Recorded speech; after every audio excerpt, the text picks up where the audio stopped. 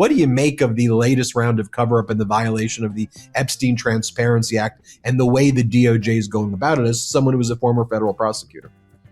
Well, I think what they've decided to do is make sure that they go through whatever materials they have and insulate the president in every way that they can. And they will draw this out, and they are drawing it out. The idea that they suddenly discovered that there were hundreds and hundreds of thousands of more documents that were in the possession of the Southern District of New York, as if they hadn't done that inventory.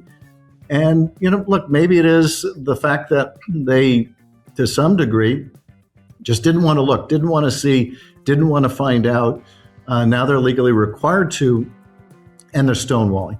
And we're just going to keep forcing this issue and pressing this issue to make sure the truth comes out. The victims deserve nothing less, and the law requires it. Explain to us, why it's so important, especially that it was passed on a bipartisan basis. And if you can respond to Trump there, like losing it and saying that this is the war powers is unconstitutional and that he has unfettered ability under Article 2 to, I guess, invade everybody. What do you make of it all? Well, first of all, this began, as you know, with attacks on ships in the Caribbean. It was claimed by the administration that this was just about stopping drugs from coming to this country, stopping fentanyl from coming here, even though fentanyl is not a drug transported by Venezuela by boat to the United States. It comes predominantly from Mexico with precursors made in China. But nevertheless, this was supposedly about drugs. I introduced the first War Powers resolution to put a stop to that. It got bipartisan support, but not enough. This is now the third resolution Tim Kaine introduced. I was a principal co-sponsor on, to put an end to further military involvement in Venezuela, because it's clear now this claim that this was about narcotics was a ruse. This is about oil. This is about oil. This is about seizing the oil reserves of a country that has some of the largest, if not the largest, oil reserve in the world. And now the president is saying we could be there for years running that country. And I think, frankly, what the president has been saying is largely responsible for why Republican support for our resolution has grown, because Republicans are deeply concerned that we're going to get bogged down in another endless war about oil. And that is not what we want to see happen. It's not what the American people want to see happen. And for the president now to respond this way, basically threatening Republican members who supported this with defeat at the polls, is, at the one hand, typical Donald Trump.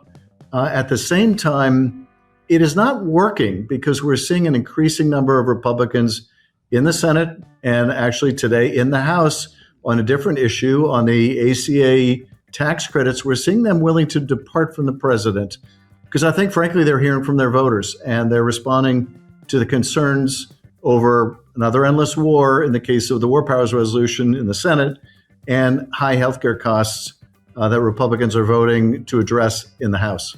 Donald Trump's been asked, so do you have a plan for democracy in Venezuela? What are we going to do with the opposition leader, Maria Corina Machado? Anything there? Donald Trump's she doesn't have the respect of the people.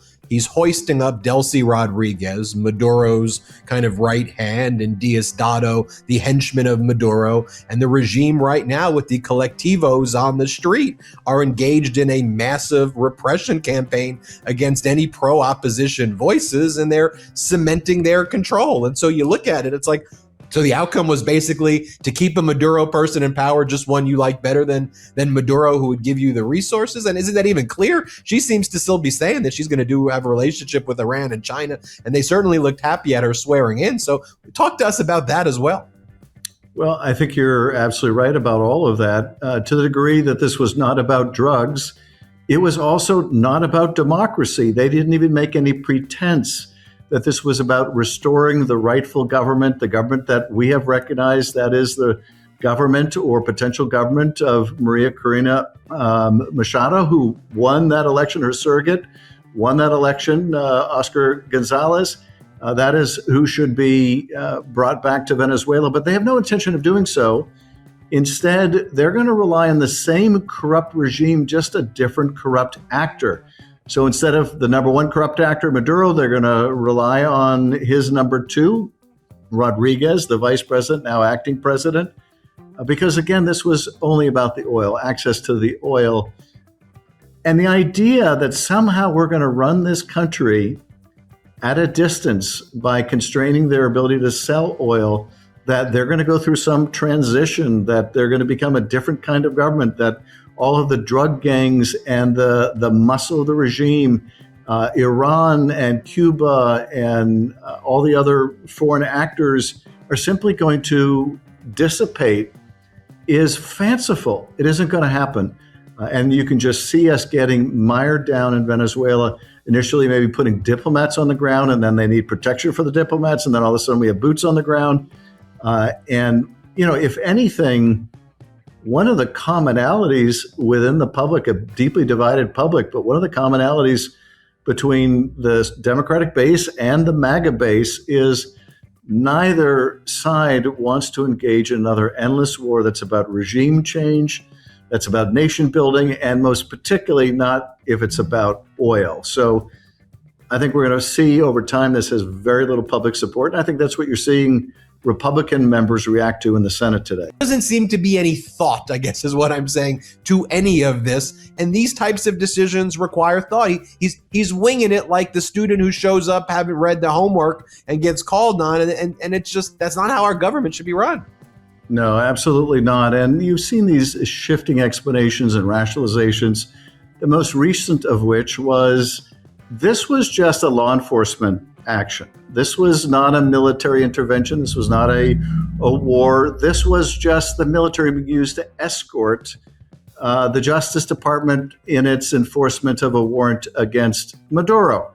Of course, if that were the case, if that legal justification were really what was going on, this would be over by now. Maduro's been apprehended. He's been brought to court.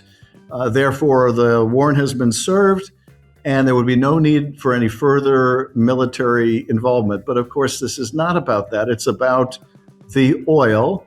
As we were saying, it's not about democratic governance. Otherwise, and I think I said Oscar, but Edmund Gonzalez, the one that we have recognized as having won the last election, would be brought back to lead the government. But that is obviously not happening. And I will say this, for a president who dissembles all the time, who has no loyalty, obedience, or understanding of the truth, he's nevertheless been transparent about one thing, and that is he has talked about oil, I think, more than 24 times since this military operation and made it very clear what this is about. So I take him at his word on this, that it's about the oil, that he intends to try to run that country, that this is going to be a long-term commitment. He also made that clear, that we're not talking about months, we're talking about years. I just think that the administration's expectation that all of this can happen magically without the necessity of Americans being fully involved, without putting our service members at risk, without putting our treasury at risk, I think is just a farce. And sadly, we have failed to learn from the experience that we suffered in Iraq and have suffered other places.